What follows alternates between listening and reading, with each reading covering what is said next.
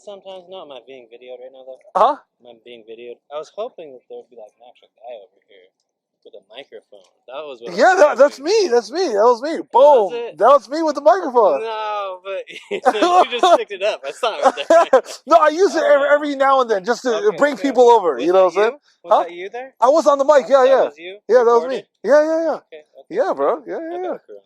You already got one? Yeah. Okay, nice. Okay, so Well, what made you want to grab one? There's a graphic novel. Okay. It's all black and white. Okay. It's a graphic novel called Habibi. Okay. Habibi? Habibi. Yeah. But no, is that? I can't remember what that means. Okay. It means my love. My love. Oh, my love. Okay. Yes. That's it. Yeah. It's interesting. It goes into like, I think one of the main like plot points in it was that it was ambiguous. Or they were saying it was ambiguous which child was being sacrificed. Okay. On by Abraham. Yes. Abrahamic. Yes, the Abrahamic. Yes. And there's big arguments on that. But then they said neither of them were actually sacrificed. Interesting. Neither of them were actually sacrificed. It was the lamb that was actually sacrificed. We actually believe that. Okay, yeah. Yeah, that's actually what we believe. Like, yes. Oh yeah, which one was sacrificed? Neither of them. So yes. I was like, oh, okay. But which one was about to be sacrificed is still.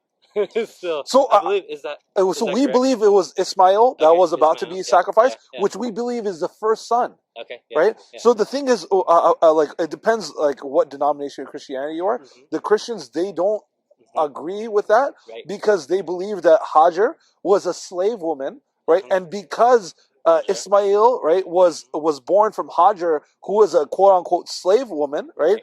They don't accept the child. But who is the father of the child? No, wait a second. Because the Abrahamic religion. Yes. Yeah. Now, for that story,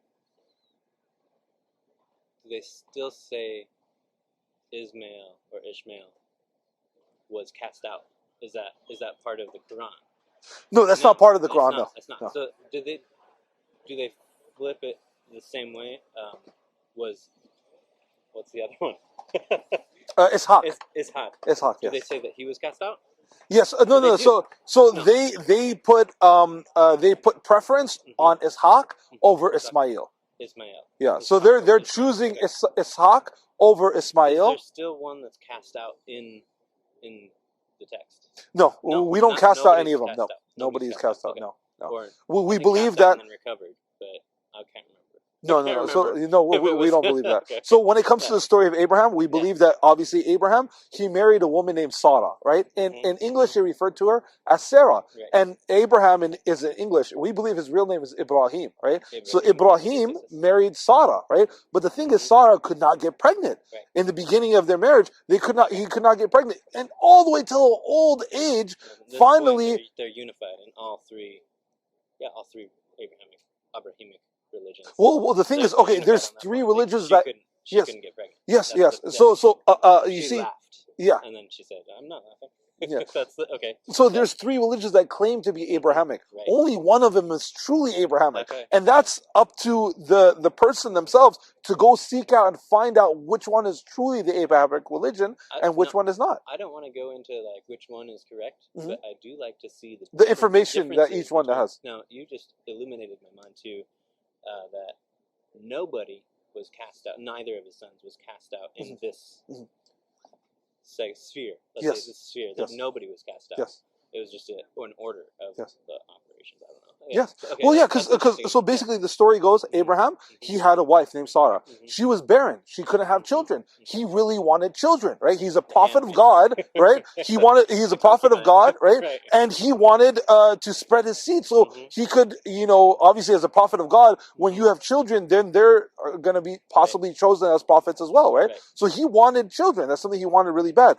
And the only other woman he had with him was Hajar, right? Which was given to him as a gift from Hagar. Yeah, so we call her Hajar, right? They call her Hagar, right? So they believe it was a slave woman.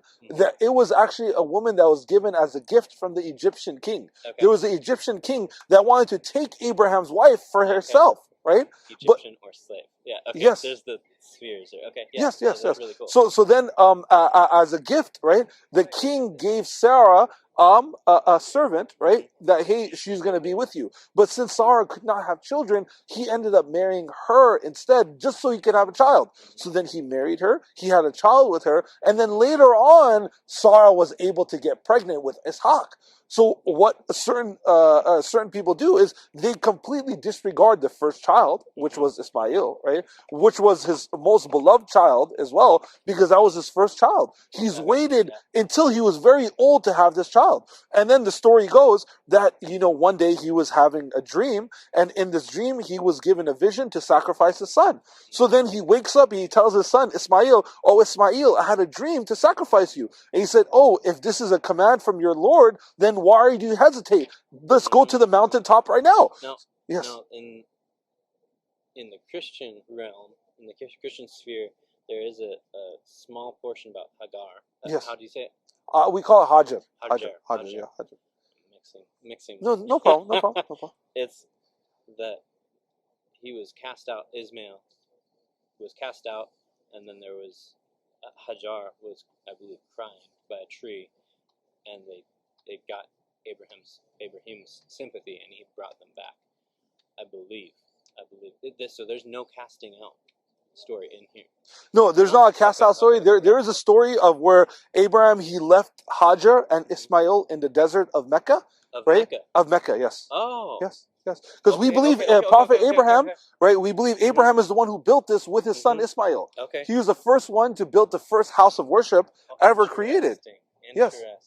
And this is where the well of Zamzam had erupted from. Have you ever heard of the well of Zamzam? No. It's an endless well that's been going since the time of Abraham. Okay. Which is in the holy city of Mecca. What was the name of that desert you said? It's called it's in Mecca.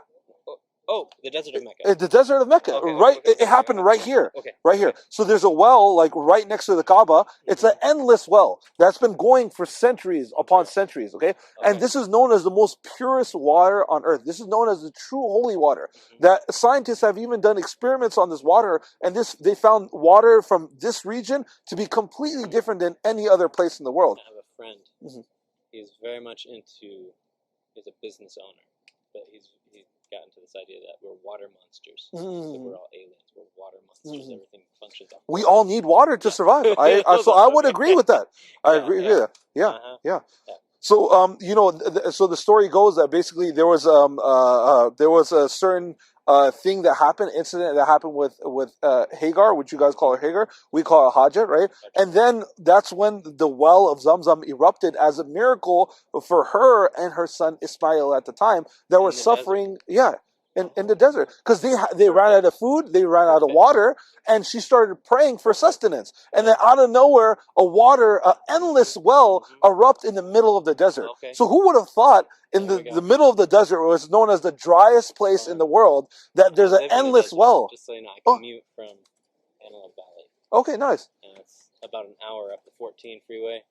Kind of like Mad Max, just going on the road. No, 100%. But the Arabian desert is completely different than our desert, Sure. Very much different. Big difference. But we can't grow a lot of the trees here.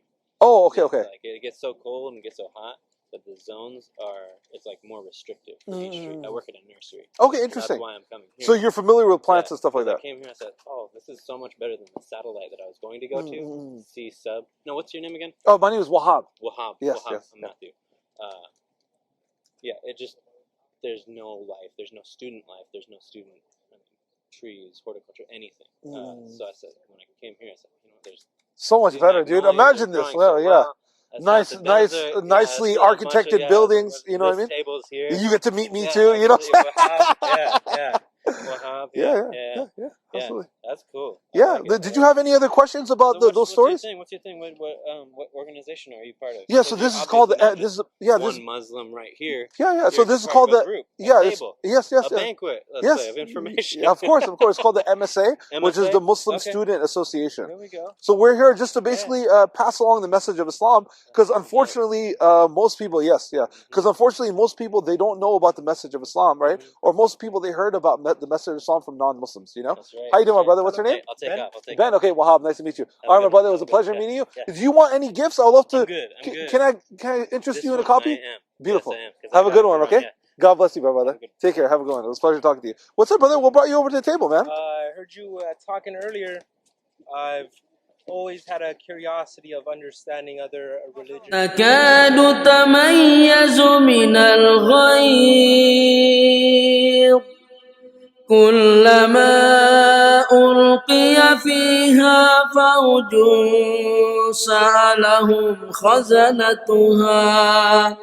سألهم خزنتها ألم يأتكم نذير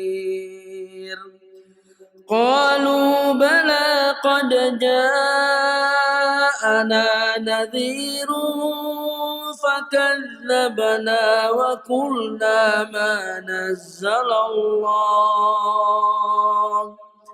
وقلنا ما نزل الله من شيء إن أنتم إلا في ضلال كبير